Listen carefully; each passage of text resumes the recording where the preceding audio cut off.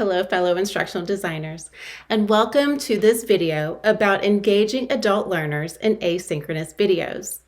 My name is Kara Smith, and today we are going to review a couple of topics that we've previously discussed. We are going to dig a little bit deeper into the andragogical model and orientation to learning, and we're going to work through a real-life scenario.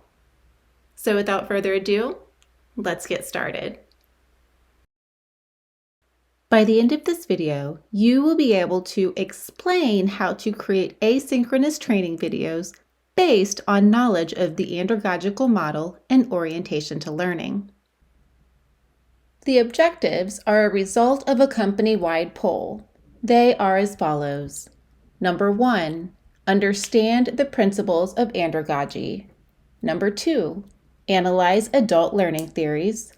Number 3, apply andragogy principles in instructional design. Please choose the ones that work best for you. We're going to begin with a real-life scenario from a company that you may have heard of, and we're going to have an opportunity to work through identifying the problems and then also identifying the solutions. So I will go ahead and read the scenario to you now, so feel free to follow along. Last year, Amazon, a multinational corporation, implemented an online training program to upskill its employees in various departments.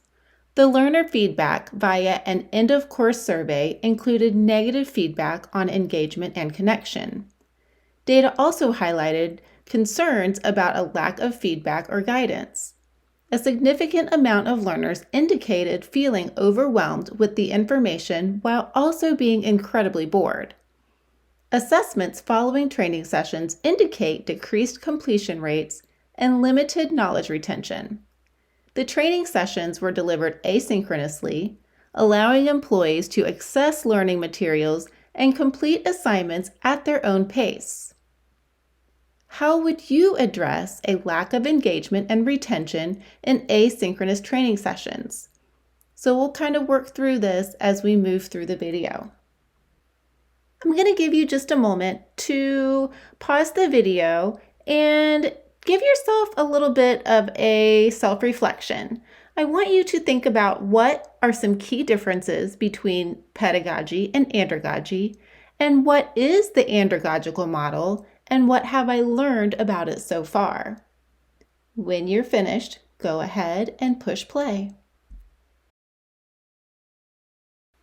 Pedagogy is teacher-led, teacher-oriented, focuses on subject mastery, and is externally motivated by things like grades.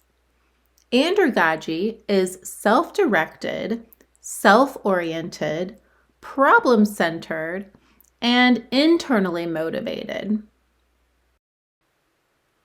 The andragogical model is based off of 6 assumptions.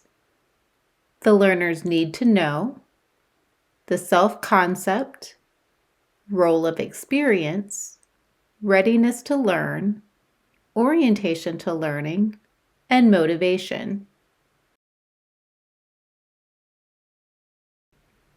Please pause the video for a moment to reflect on what you've learned.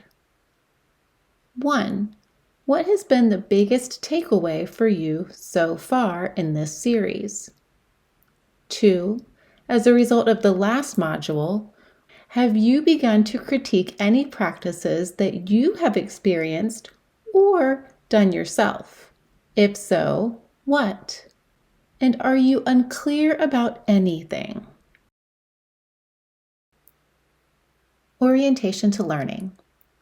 Understanding and effectively engaging adult learners. Adults tend to be more life-centered or problem-centered in how they approach learning tasks.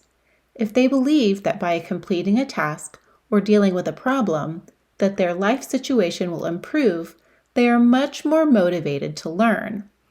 Training facilitators in adult education need to consider orientation to learning because it plays a crucial role in understanding and effectively engaging adult learners. Adults have diverse backgrounds, experiences, and learning preferences, So considering their orientation to learning helps facilitators create an inclusive and effective learning environment. Enhancing engagement. Design instructional strategies that align with preferences. Adults are most likely to be invested in the learning process when it caters to their individual needs and interests. The instructional designer aims to empower learners by creating an engaging, inclusive learning environment that meets the learner where they are. An adult learner wants to learn something because they're going to get something out of that experience. They want to personally grow or develop professionally in a way that will further them in their employment or enhance their position in the organization in some way.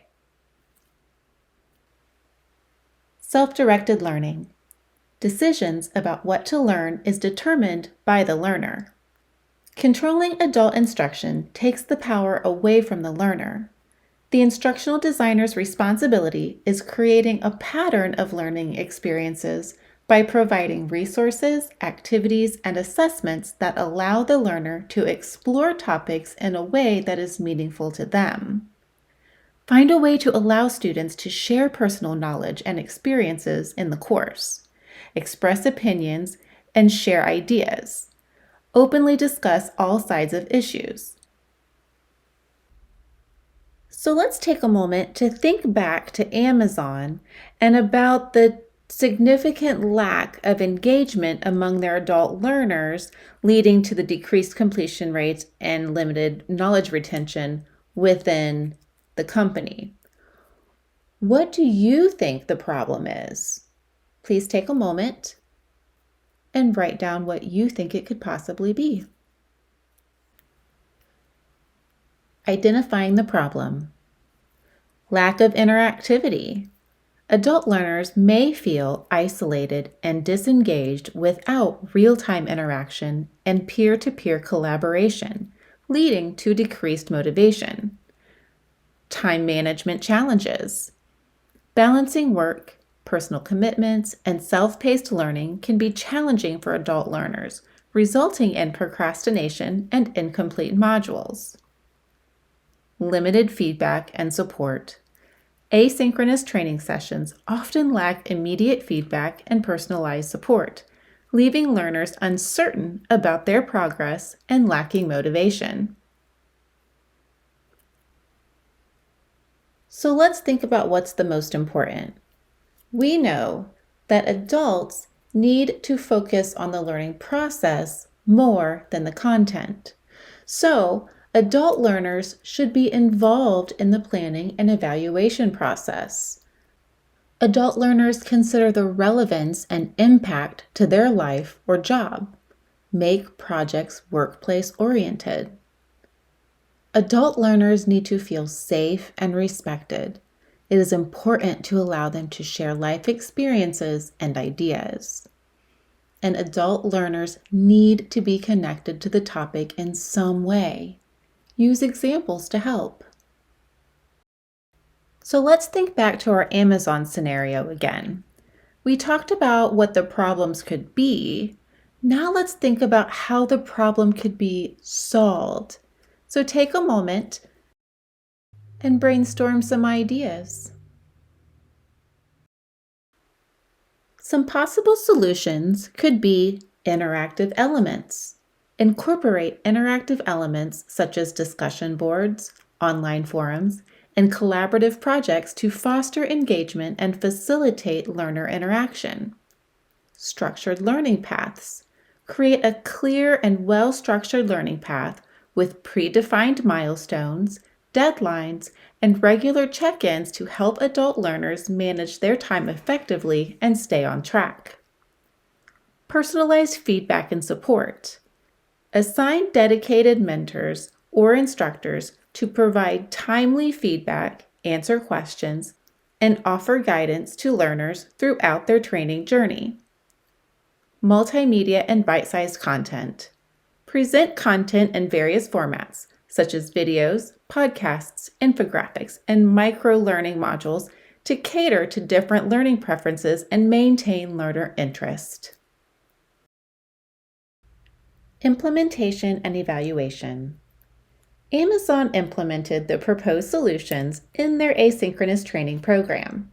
They created an online platform with interactive discussion boards, assigned mentors to each learner, and introduced some gamified elements to track progress and provide rewards. Additionally, they revamped the content delivery by incorporating multimedia and bite-sized modules. To evaluate the effectiveness of the interventions, Amazon collected data on learner engagement, completion rates, and feedback through surveys and assessments. They compared the results before and after implementing the solutions and found a significant improvement in learner engagement, completion rates, and knowledge retention. Amazon implemented the proposed solutions in their asynchronous training program. They created an online platform with interactive discussion boards and assigned mentors to each learner. Additionally, they revamped the content delivery by incorporating multimedia and bite-sized modules. So now it's time for you to evaluate your readiness. Take a moment and identify some realistic, actionable changes that you can make in order to increase learner engagement and retention of new information in your instructional videos. Thanks for watching.